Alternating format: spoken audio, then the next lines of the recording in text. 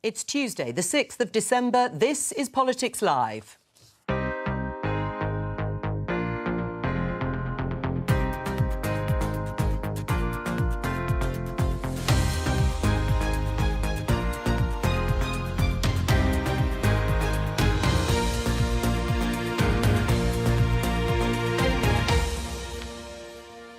Joining me today, Conservative MP Matt Warman, Labour's Angela Eagle, writer and academic Dalia Gebrial and Camilla Tominey from the Daily Telegraph.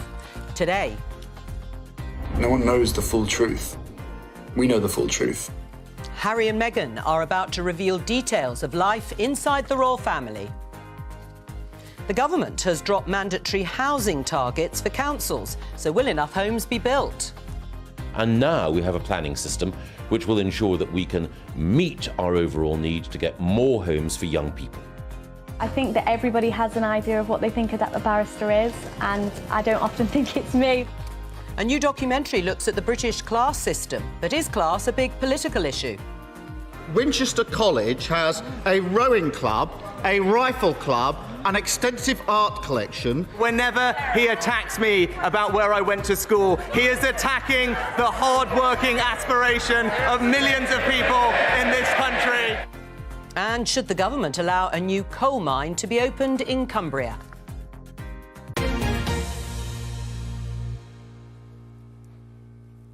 Let's start with Harry and Meghan.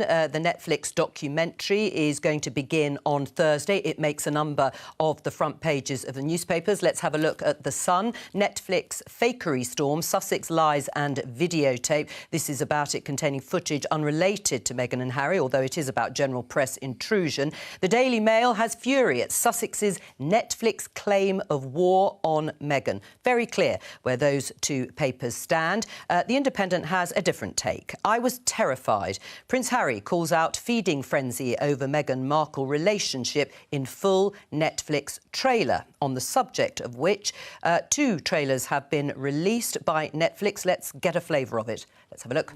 No one sees what's happening behind the closed doors. I had to do everything I could to protect my family. When the stakes are this high, doesn't it make more sense to hear our story from us? It's really hard to look back on it now and go, what on earth happened? No one knows the full truth. We know the full truth. Let's start with you, Camilla. You've watched the Royals for years. You're plugged into what goes on, or at least some of it. Is this going to be a significant moment? Have they got something to say? I think they've already said what they've had to say. I mean, I think people are scratching their heads a little bit and wondering what's left to divulge. The trailers are obviously interesting because on one hand they're trying to fight against mis and disinformation, and yet there are some inconsistencies with some of the footage. Equally, he talks about a feeding frenzy, but as you can see from the front pages, this is creating more of a publicity storm, the kind of storm I thought they'd left the royal family to shield themselves from. And I think there's some perhaps inconsistencies with this comparison between them and Diana, Princess of Wales, because actually in the post-Leveson era, there aren't really any paparazzi following around royals in private moments. There haven't been for at least a decade. I can't even think of a covert pap shot of Harry and Meghan that has made it into the British press. I think there's still some organisations in Europe behaving badly, and actually, weirdly, by comparison to the mainstream media, the internet continues to publish with impunity.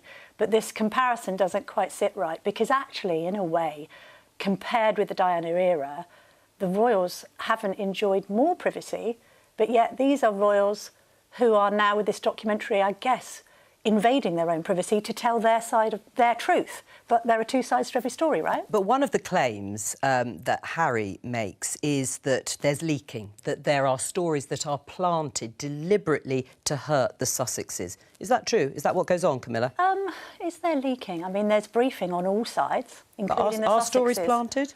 Are stories planted? Over the course of time, I would say there have been occasions where, certainly, if you look at his childhood, both William and Harry complained about stories being planted against them to better project and promote the Duchess of Cornwall, as she then was, the Queen Consort. And there was talk about the kind of spin and black arts that are often operated in politics, right? This kind of Machiavellian spin machine that goes into overdrive. I think in this case, I mean, it's 6 of one and half a dozen of the other, right? The Sussexes come out with claims. They then brief on the back of them with their own PR people who are not inconsiderable. I mean, they had Sunshine Sachs, a very formidable PR firm in the US, on their side the entire time they were married, and the Palace Spin Machine. And then there are sources close to the royals that say things. Also, there are sources completely outside of all this that might brief different things into the press because they've been party to the couple's behaviour. Well, that is context. Dahlia, what do you think? Do you think they've got something to say, and do you want to hear it? Well, I think that the reason that we hear so much about them and why we're hearing more now is because they have been on the receiving end of an unimaginable amount of headlines. The British media cannot stop talking about this couple. And I think in that context, it's obviously understandable that they would want to put together their own side of the story and put it out there in a way that reflects their experience of the reality. And one thing that was said in the trailer that wasn't in this particular the particular clip that we showed was this idea that this was about race, right? And I think I have to completely agree, because oftentimes in Britain we think that racism only comes across in the form of, for example, racial slurs or like really explicit racist language. But the kind of unbelievable scrutiny and double standards that Meghan was held to. I don't know what this woman did to require the amount of hatred and punishment that she has had from the British media and from the royal family. And when you look at the kind of innuendos that we used to talk about her, you know, I just don't trust her.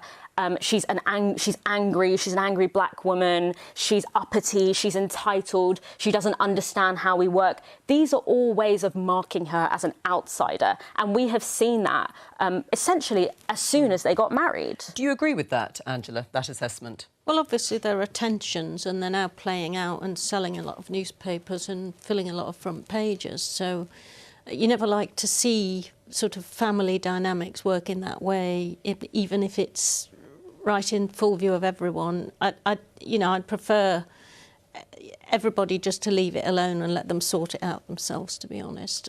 I think there's a lot more important things that we need to be dealing with in this country than that kind of a soap opera. Do you want to hear more from Harry and Meghan? I just find the whole thing deeply unedifying, really. I can't imagine turning on the new Netflix documentary, really. You're not going to watch it? It's just not something for me. But there is clearly a huge market for it. This is clearly fueling it. Response, Camilla, to what Dahlia said? Well, you know, the recent headlines have been because they've created them. I mean, I wouldn't be writing about it if they didn't come up with these 2 trailers and a 6-part documentary. Well, I mean, they've been the there's focus nothing else so to much write before the documentary. It's been relentless for the past several years. Yeah, because they left the royal family and issued a statement saying that they wanted to seek financial independence in the US while also representing the Queen. The Queen turned around, the late Queen at the time, and said, no, you can't do that.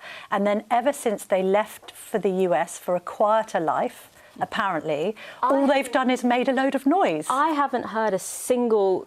In all of the press coverage and hullabaloo that we've seen, I have bet it's only recently that we have actually seen anything coming directly from them. It's all been a media frenzy and a narrative surrounding them. We had a whole news story about the fact that someone made someone cry in the lead up to... I mean, I've never planned a wedding, but I thought someone crying was just a standard part of the process. Sorry, let's just set the record straight on this. It's all come from them. It's come from them with an Oprah Winfrey interview on prime time. It then came with an Apple Plus interview. It then came with a Spotify series. It then came from Meghan with her Archetypes podcast. So she's not allowed to... You just want her to disappear and stop and just take it all lying down. I'm saying you're the one who's surprised by the headlines, and I'm saying if they weren't putting this all out there, we wouldn't be covering it, would we? But the scrutiny precedes that. The hyper-visibility and the obsession with Meghan and Harry happened from the moment that they were married, before when they were still very up for being part of the royal... Well, there's always interest in members of the royal family. Yes, but it's very the same with William and Kate. It's very... Dahlia, can I just ask, was it all motivated, do you think, as you see it, negative press coverage by racism? I think what happened was that, much like with Diana, Meghan was initially really popular, particularly with social media, which the royal family has less influence over. And that was seen to undermine the hereditary position of the crown, which is William. and race was the lowest hanging fruit to cut her down with, in the same way that misogyny was for Princess Diana. We're going to move on, but I'm just going to give you this piece of news. If you've been following the story, the Conservative peer, Baroness Michelle Mone, is taking a leave of absence from the House of Lords to clear her name over allegations about her links to a firm awarded contracts for personal protective equipment during the coronavirus pandemic. Now, the news emerged actually in the last hour or so as Labour prepared to force the government to release records relating to the awards of contracts to the company PPE MedPro. Reports denied by Baroness Mone have suggested that the peer may have profited. Lawyers for her have consistently denied any role or function in the company, and her lawyers have said she is not connected to PPE MedPro in any capacity.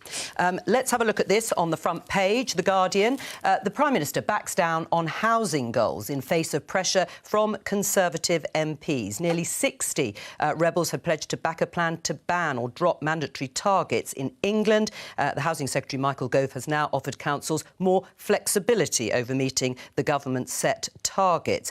Two of the Tory MPs who put pressure on Rishi Sunak to back down are Bob Seeley and Theresa Villiers, and they wrote this joint piece in the Daily Telegraph. Our house building agreement with Michael Gove will help deliver the community-led planning system we need. The government's just caved in, haven't they?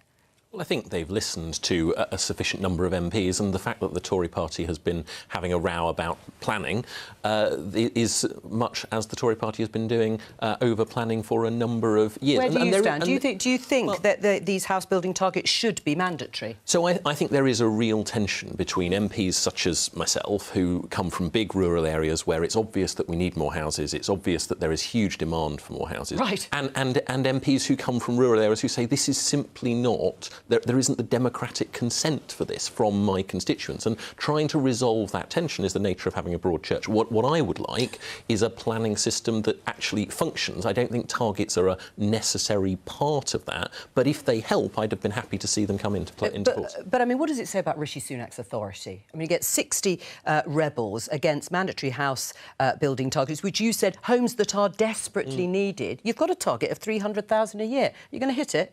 Well, I think the answer historically is probably not, and if this house-building target would have helped, I would have absolutely 100% supported it. But I think the most important thing here is, look, these are genuinely felt beliefs on the part of these constituency MPs. Right, so you give in every time there is a genuinely felt concern by a couple of Tory MPs. It's the nature of democracy. It's not good leadership to simply try and force people to do things that they don't believe are in the interest of their constituents. Well, look, the Labour Party said that they would actually support the government in the vote on this, in the bill. We could have got it through if Rishi Sunak hadn't been so weak that he was going to give in to this kind of not in my backyard attempt by his own MPs to stop him reaching these house-building targets. We could have got this change through the Commons.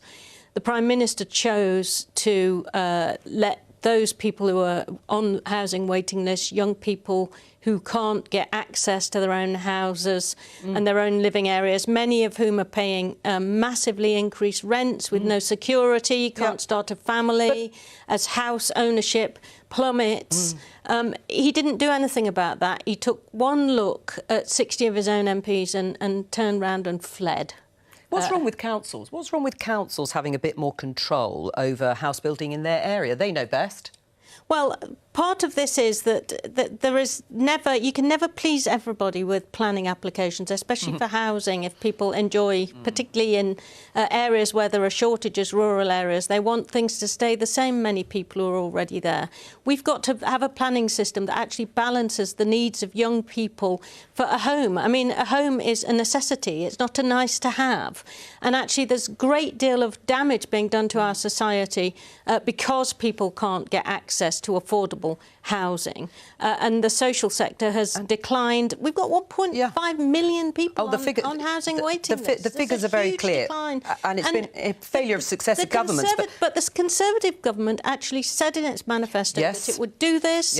It's now ditched its manifesto. They're not going to reach their housing targets. This need for a necessity, your own secure home, is going to be let go again until we get a Labour government that's actually going to do something about it. We could have the partisan argument about the Tories inheriting the lowest number of house building starts. Well, let's talk about why Rishi Sunak did this particularly on the political side. So I think the more interesting argument has to be about how do you get a functioning planning system, and rows about housing targets are a part of that. Of course they are, but they're not sufficient to fix the issue. Is it, and does it underline Rishi Sunak's weakness, Camilla, over this? That's what the government wanted. Well, I mean, often a Tory Prime Minister's opposition is within his own party on the backbenches, right? I mean, that's historically proved to be the case. I think with house building, there has been a bit of a shift. I think you could look back to Tory voters being quite NIMBY, and I think they've actually become more YIMBY because they see the need to accommodate their children and grandchildren nearby, right, in the Tory shires, which are traditionally quite expensive places to live. Equally, I think there is a legitimate concern about any legislation that almost gives too much power to central government to issue diktats to councils where developments could be in inappropriate places, and also give too much power to developers. You know, this land banking situation that's gone on for far too long and has actually stopped developments from being pushed forward, I think is anathema to the public. Equally, I think the public are concerned about figures which suggest that there are 238,000 empty properties, and I don't mean properties that are on Airbnb or second homes, but actually empty properties that could be redeveloped. And the whole brownfield versus greenfield argument is a compelling one.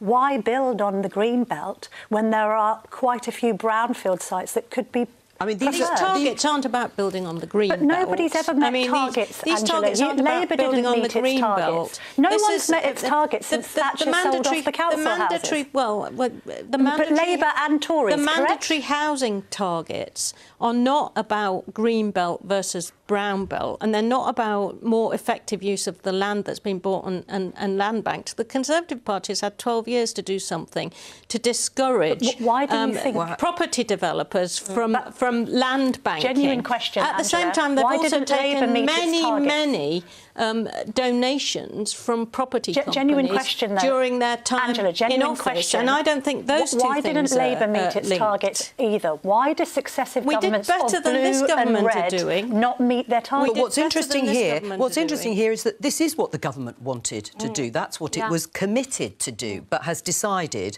for whatever reason, not to push ahead or dilute the target of making them mandatory. Is it a vote winner or a vote loser, house building? Yes, NIMBYism versus people wanting to have homes that their children and next generations could afford. I mean, we are in a position right now where the number of households that are threatened with homelessness has increased by 10% in the past year. I don't understand anyone that can look at the situation that we're in with the number of unhoused people who are struggling, which is only going to get worse in the cost of living crisis, and not want to urgently do something to ensure that those people are housed. And I think I completely agree with the land banking question. Essentially, our housing system is a casino for the very wealthy rather than a system that is actually supposed to house people. And I think once again, we are being governed at the mercy of internal battles within the Conservative Party, and it's everyday people that are suffering as a result of that. Let's talk about class, because a new BBC documentary has investigated how young people from working class backgrounds can secure jobs in Britain's elite professions. Let's take a look. It is worrying that I might not be the traditional, barrister. Sometimes I think, am I cut out for it? I don't talk like them. I haven't come from where they've come from. You watch the media, like TV, and they always say, like, if you've got a northern accent, you're so much less likely to get into these things. That's going to sort of pull you back. Like, I sort of feel like the accent that I've got sounds a bit stupid. Let's talk to my colleague, BBC presenter Amal Rajan, who made this documentary. Hello to you, Amal. Hey, Jo. How are you? What did you learn making this documentary about class? Wow, quite a lot. I mean, several things. I've been thinking about this stuff for 20 years, but I learnt a huge amount in the 3 years that we've been making this particular series. One thing is about the different types of social mobility. So Catherine Bearable-Singh, the very impressive head teacher, who's now the boss of the Social Mobility Commission, or chair of it, talks about how we often focus on rags to riches stories, but actually there's a lot of movement in the middle, and that also counts as social mobility. Second thing I'd point out is the importance of geography. I mean, you heard some voices there from people that we followed from rural Somerset or Hull or Mansfield, and I realised the extraordinary privilege that I had growing up in London, which is where, frankly, whether in Westminster or here at the BBC, a lot of elite professions are still very, very much concentrated here. The third thing would be there's some quite innovative thinking going on. I don't endorse any of it, but it's quite interesting, some of the new ideas around new laws that you could initiate to make class a protected characteristic or give people a legal right to work experience. And the fourth thing, which was in that clip there, is just the strength of feeling that people have paranoia about their accents. And just to be really clear, this isn't something that we projected onto these young people. It's something that separately and independently they came to us and said, as you heard there, they have an absolute paranoia that their accent is going to cost them. And in fact, you know, the programme's been on air overnight on the iPlayer. I've had emails all through last night and this morning from people, subject line accents, who feel very strongly about it. I'll just read you one of them, if I may. This is subject line accents this morning. Someone I don't know, I've never heard of her, met her. Dear Mr. Rajan, thank you to you and your team for raising this issue, accents, which is close to my heart. In the 1980s, when I was at university, an Oxbridge graduate professor told me I would need to lose my northwestern accent if I wanted to get on in healthcare. Whilst I've had a relatively successful career, the impact of such comments on people can be huge. You raise a subject that is very much part of the north-south divide and levelling up. Another message, just wanted to say, saw your doc in the class evening, really loved it, particularly the accent conversations. I got emotional watching it. It's something I've been trying to vocalise for a while. So regardless of whether or not accent bias is real, and we commissioned some interesting research about the prevalence of received pronunciation, which actually the BBC and Lord Reith are quite responsible for the spread of, a lot of people from, especially not from London, spend a lot of time thinking about their accents and how it might hold them back. Well, how interesting. Obviously struck a chord there. I mean, briefly, you've also talked to people who are in the top jobs.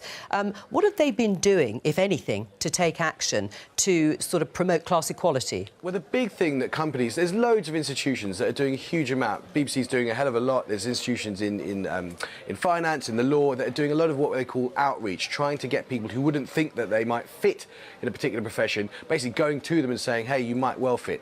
That's tricky in some professions, like medicine or law, where you do just basically need a level of education which not all people have. But it's interesting that there is a limit, I think, to what individuals and institutions can do. And actually, all the people who work in social mobility are increasingly coming to the view that it might need something much more fundamental, whether it's education reforms, whether it's these new sorts of laws that people are talking about, to try and make a solution that works for the whole country. Because these piecemeal ideas, endless good, well-intentioned people, whether it's me or you, Joe, there's a limit to what individuals or indeed institutions can do. Amal Rajan there. Thank you very much. Matt, is class a big political issue?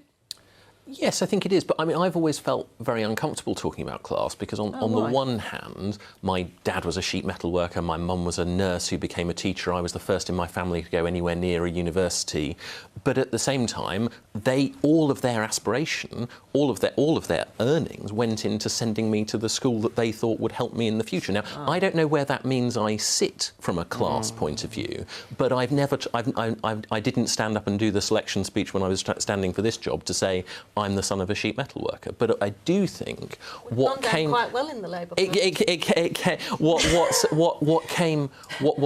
What did come across throughout my upbringing was that comment about fitting in as a barrister. I know that I didn't have the conversations round the kitchen table, the dinner parties that opened my aspirations and my horizons. And I think that's why class is such a nuanced conversation. It's about your own personal horizons as much as it is about where you went to school or who your parents were. What do you think of what Matt's just said? I mean, it's interesting, isn't it? Yes. Uncomfortable talking about it, the background that he came from, went to a private school, that was seen as aspiration. I mean, everyone has their own way, don't they, of having to get through these things. I have a similar background, although my dad's not a sheet metal worker. He was actually in the print, and my mum was a dressmaker, and I was the first person in my family, along with my twin sister, to go to any kind of university, and that was Oxford.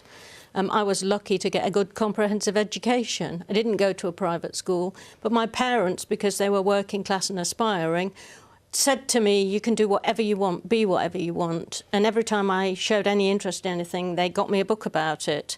Very, very supportive. There's a lot of aspiration in the working class. But what we've seen is actually a closing of a lot of those, the ways through that were there when I was growing up have closed off and shut off. And the professions and access to jobs that pay more, that get you up that social scale, have closed off and become much more sort of public school orientated, which makes more people want to send their kids to public school because they think that's the only way that they'll get through. We've got to open things up. We've got to make certain, for example, that all of those sort of work experience programs, that doing internships, which only people who've got money at the moment that can afford to keep their kids in London or whatever for 6 months doing an internship and making all those commitments, they've got to be opened up. We've got to look at ways through, because our country is full of fantastically talented people in all walks of life that never get a chance because of the region they come from, their accent, what their educational opportunities are. Is class central to politics? 100%. And I think it's really important to think about what class is. Obviously, you know, there are class markers, so things like accent. But also, class is a very material thing. I think in my generation, intergenerational wealth is everything. You know, when it comes to, for example, buying a home, I think it's like 50% of first-time buyers had a significant help from their parents, which implies that their parents have a level of wealth to pass on to them. Whether or not your parents have asset wealth is everything when it comes to your outcomes. The ability to take on unpaid internships. And I think this documentary focused a lot on very elite, like, finance jobs. But actually, in things like the creative and media industries, we are seeing basically no representation of people who don't come from wealthy families. And that has an impact on our culture that is very detrimental. For example, in media, 14% of people working in the British media went to private school. That's double the national average. That has a corrosive impact on our culture. And isn't that a problem, Camilla? A very small percentage of the kids in this country go to private school, and yet they are very heavily represented in professions like the media, the law, medicine, probably. Yeah. I mean, maybe it is, a problem.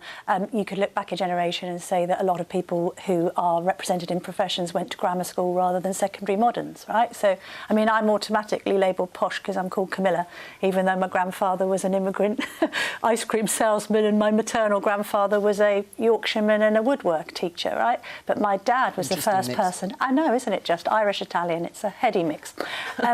But I mean, my dad on the wrong side of you. I know, especially with the ice cream. But you know,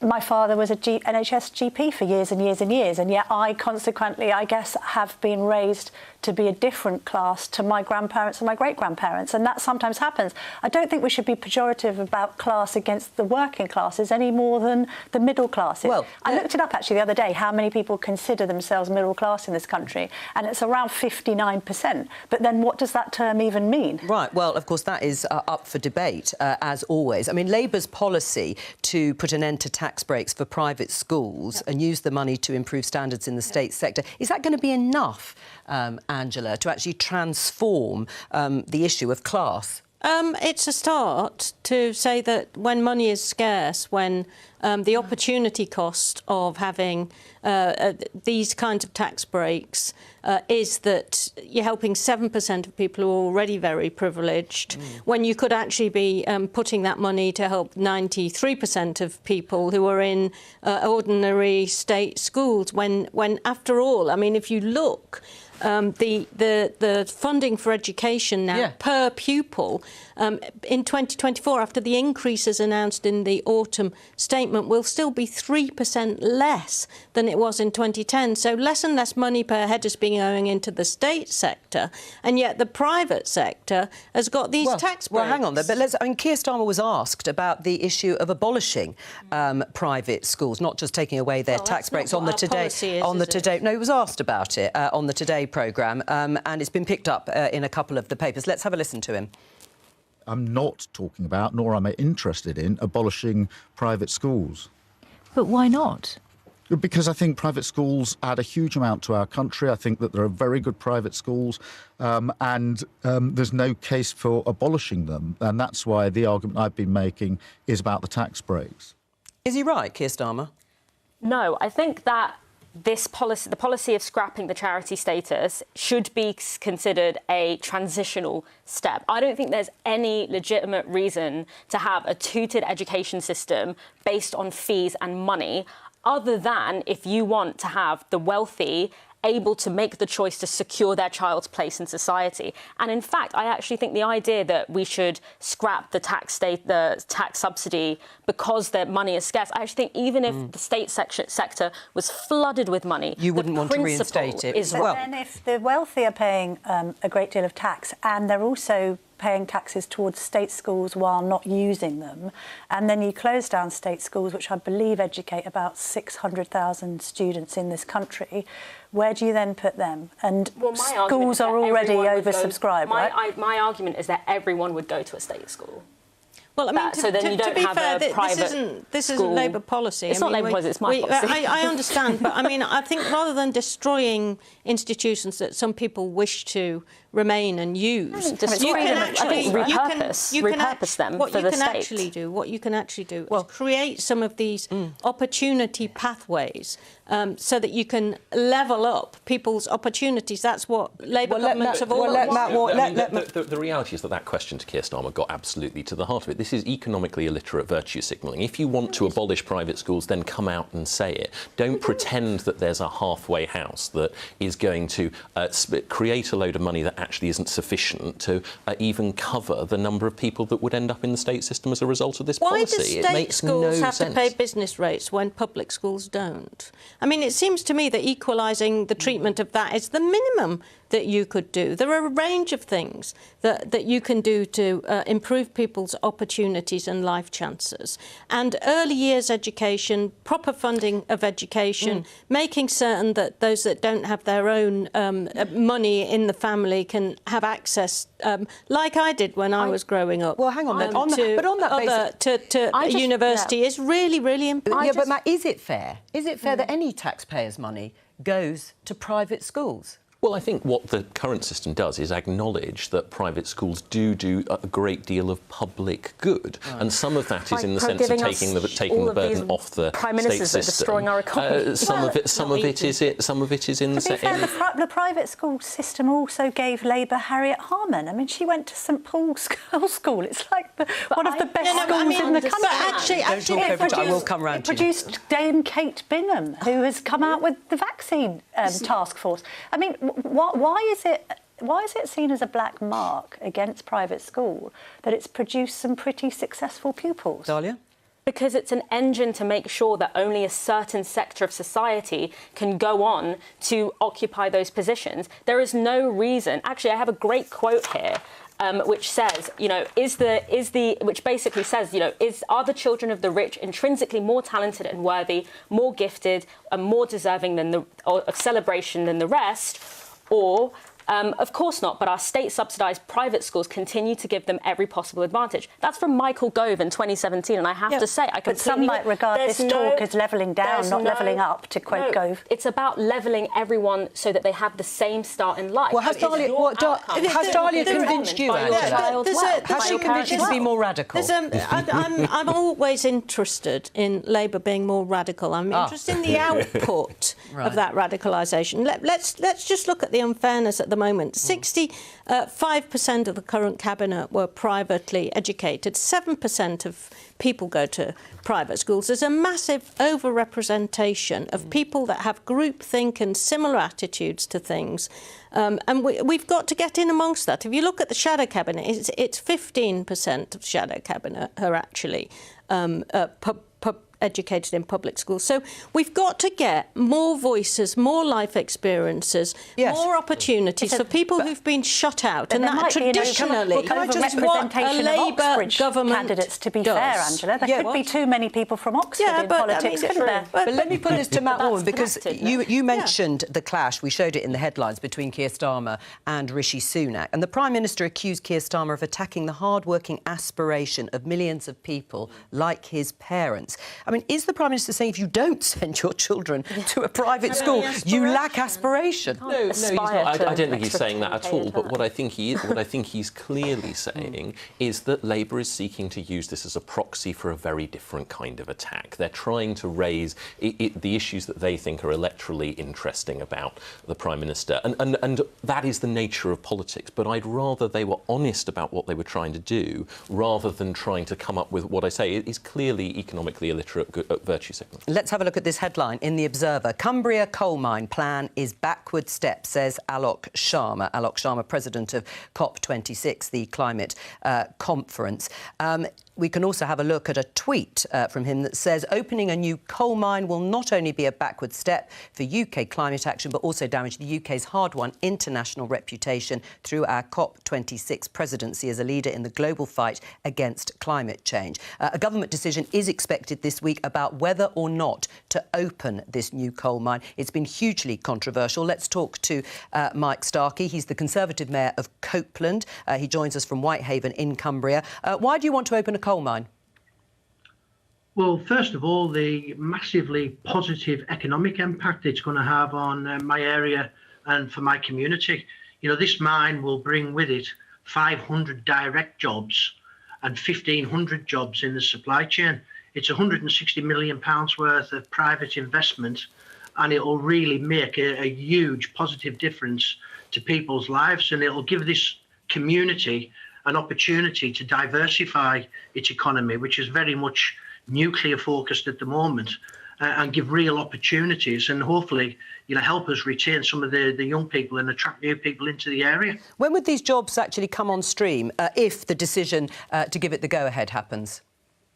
Well, certainly over the next 18 months, we'll see a steady flow of jobs coming in. You know, these are real jobs. They're ready-to-go jobs. You know, you spoke about this mine being controversial. You know, there should be no controversy around it. You know, this is pretty much a no-brainer that this should go ahead. It's been approved on 3 separate occasions by the planning panel. Yes. Everybody's had every opportunity on both sides of the argument to make the case, and on every opportunity it's been recommended. And I'm very, very confident that the planning inspector, the independent planning inspector, will also have recommended approval. OK. I mean, what do you say to Alok Sharma, who says it's going to undermine our international standing on climate change when the UK, as he says, has done so much work to consign coal to history? I think his comments are absolutely ridiculous. You know, what we've got is what we should be doing is promoting everything that we have done in terms of climate change, because among the leading economies in the world, we have led the way. You know, as a country, the United Kingdom are only responsible for 1% of the total world's emissions. And in terms of coal, thermal coal, which is burned for energy, that will be phased out by the end of 2024 completely. But coking coal, which is for the manufacture of steel, is in huge demand. It's on the EU's critical list of raw materials, and it's better mined here in the most modern, environmentally friendly mine ever constructed and shipped around the world from other places. Well, listening to that, do you think it should go ahead?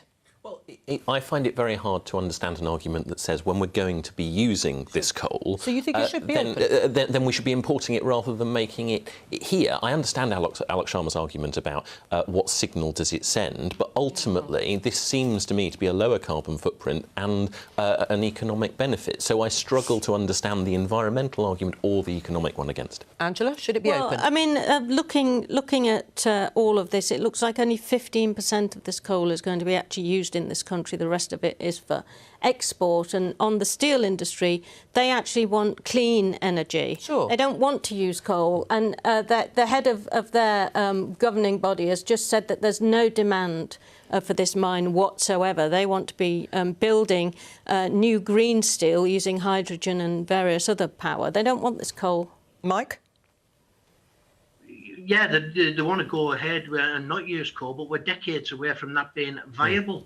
You know, the reality is this country is increasing imports of coal. The demand for this coal worldwide is going up because the demand for steel is going up. So, you know, we have imported significantly more coal in the last 12 months than we did in the previous 12 months. So the demand is clear and obvious. Yeah. And, there's, you know, if we're going to have the green industrial revolution, which we all want to see, with solar, wind, wave, and up here nuclear, we're going to need significant amounts of steel. Right. Well, what about the jobs? I mean, are you saying, Angela, that it's not going to create the jobs that Mike has clearly set out? And actually, sustainable jobs. What we actually need is a transition to green energy and a transition to energy that helps us deal with the climate crisis rather than making it worse. The steel industry in this country don't want this coal. They've made that quite clear during all of these arguments. So why not actually invest in cleaner, greener energy and get jobs going in something that can be long-lasting? For example, onshore wind. Well, let me just go back to... I mean, what about local support? How much support is there for this locally? Massive. It's, you know, I would suggest 90% of the people in the local area support this mine.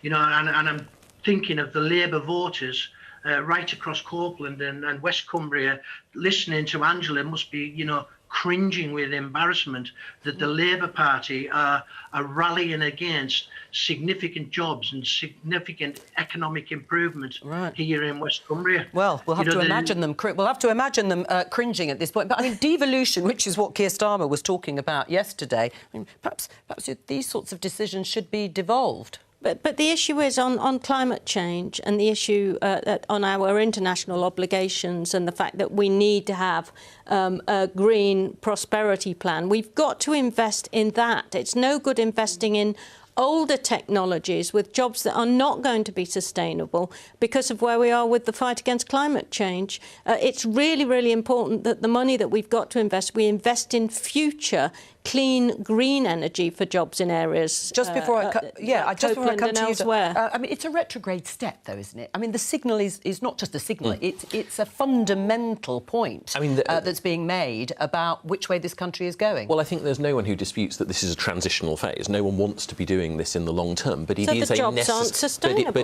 Well, no, I mean, it depends on. We're talking about decades as a process, so these are jobs that will be there for decades. It's a transition. I think this seems like an obvious thing where we have to be able to say we have an ambition and this is a step on that road. Dahlia?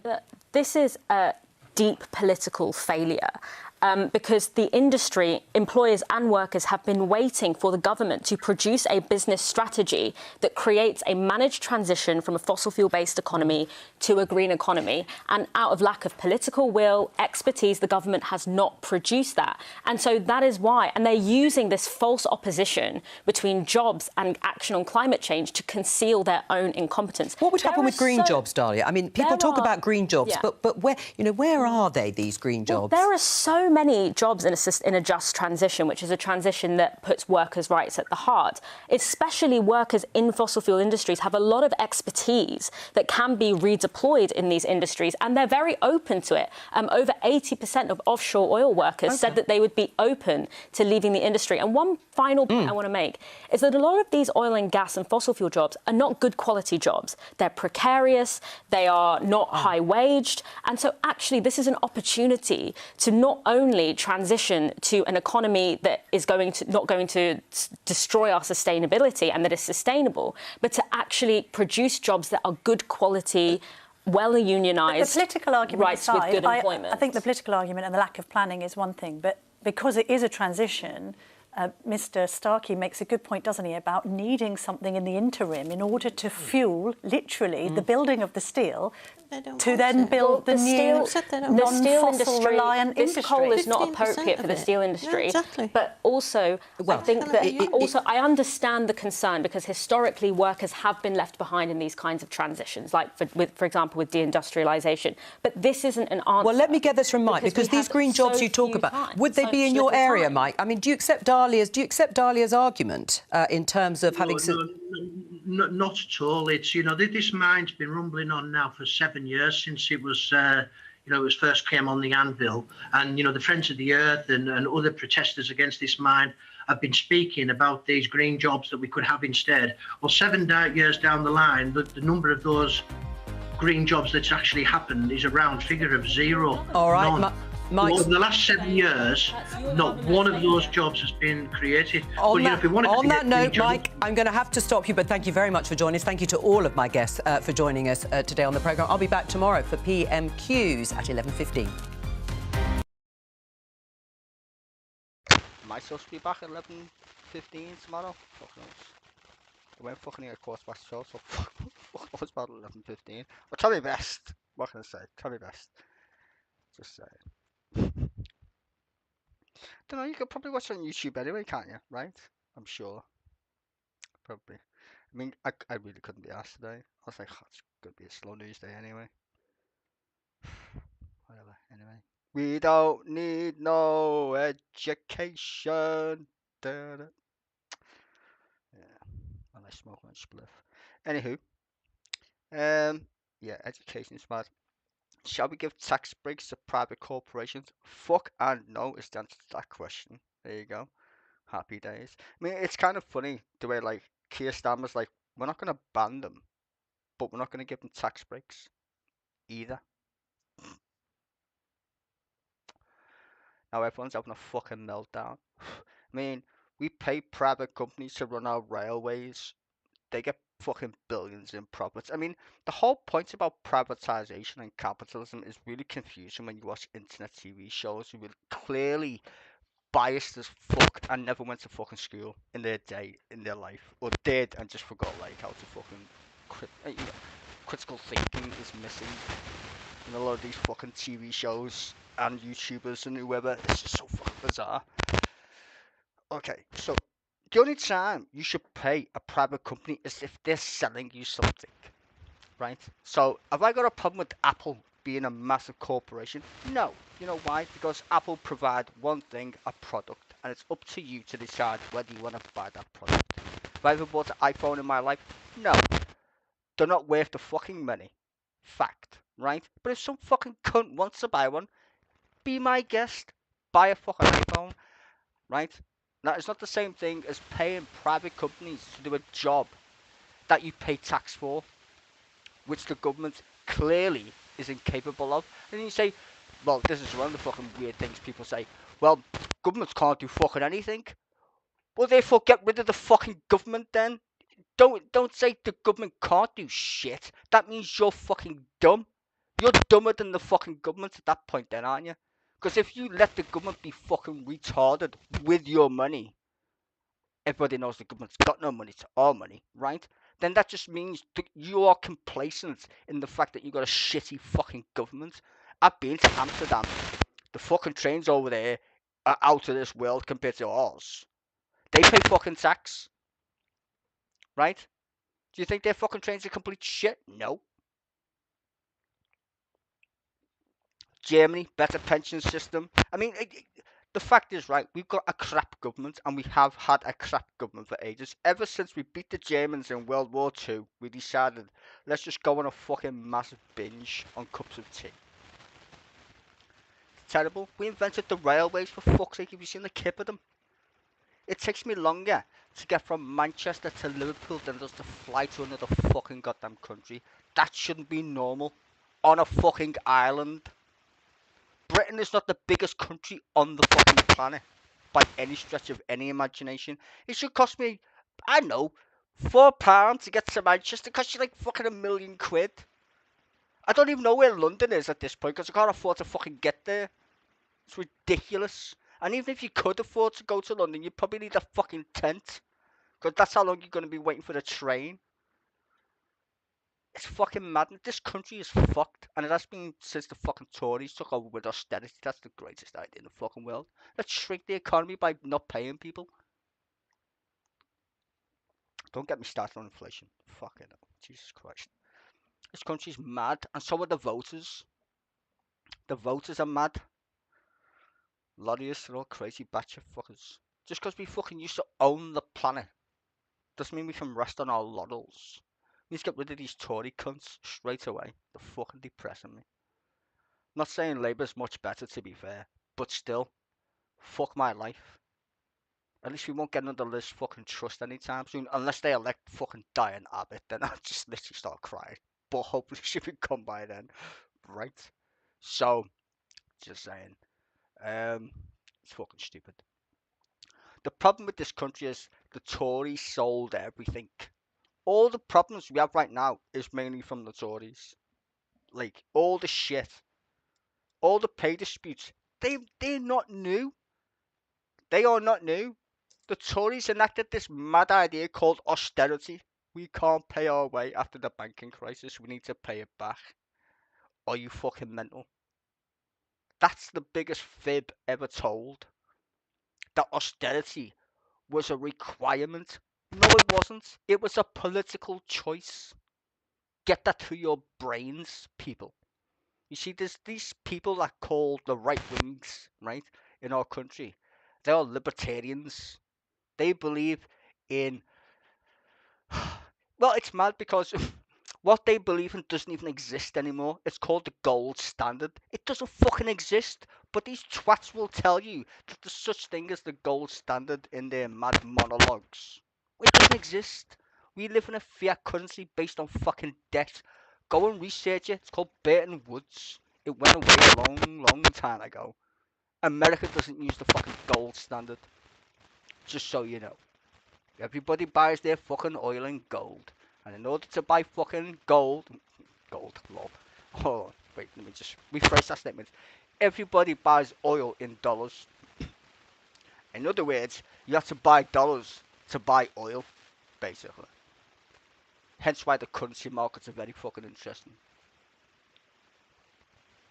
So when the pound goes down, it costs us more money to buy fucking oil, etc.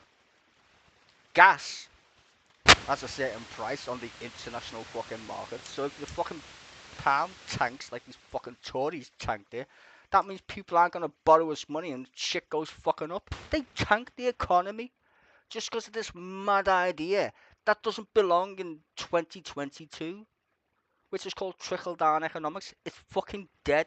Even the IMF, the people who invented globalization, you don't hear that word no more, do you? Globalization. Nah, because they fucking royally fucked every country up with that stupid fucking idea. Also known as neoliberals. Tony Blair, Margaret Thatcher, them fucking cunts, neoliberals, all of them. Tony Blair's name was Plan fucking B. That's not a fucking joke. So you got the SNP in Scotland, fucking Labour pretending they're fucking Tories. Anyway, I digress. Point is, get rid of the Tories first because they're full of fucking mad cunts. Half of them don't even believe climate change is real. And it's not that climate change isn't real. Pollution's real. See, the thing is, people confuse climate change with pollution. But they don't understand the point. Climate change is about dirty-ass companies putting shit in the air. That's called pollution. It's not fucking rocket science at this point. I don't believe in the ICCP reports because they leave out the fucking sun. As someone who loves science, that's a pretty big fucking elephant to leave out the fucking room. Especially when you live in a solar system.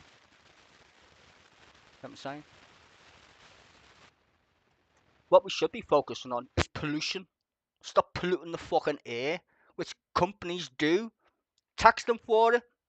I mean, fuck me. We sued the cigarette companies, right?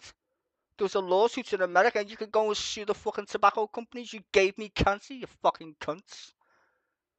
Still sell them in the shops, but I'm just saying is they fucking had to put a big ass warning sign on the fucking side saying if you smoke, you will probably die from cancer because we put cancer causing agents in your tobacco. Just saying, as a byproduct of shitty oil. I mean, it's just mental. It literally is mental. That's why I love these TV shows though, because I watch them and just perplexed all the time with the waffle that they come up with. Like fucking education. You know, when I went to school, in terms of education, I watched a mad thing when I was about like 5, 6. I don't know, I was fucking really young. About some fucking kid. Literally about my age, give or take, right? This fucking cunt owned a factory.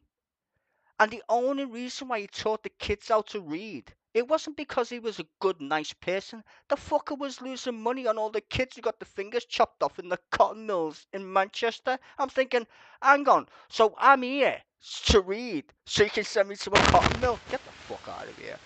He set up the first school, one of the first schools. It was fucking mad. He used to wheel the TV in, one of them big ass ones in the 80s. Just wheel it in. Right? But I always remember that. I was like, hang on, so why do I go to school? It's clearly not to enlighten my ass, is it? No, it's for me to get a job and pay tax. We don't need no education. Exactly, right. Rant over anyway. Fuck off. I'll be back tomorrow for PMQs. I don't know if he'll be on time though. I've got to play lots of Star Wars and shit. Trying to get to level 80 to pen the art.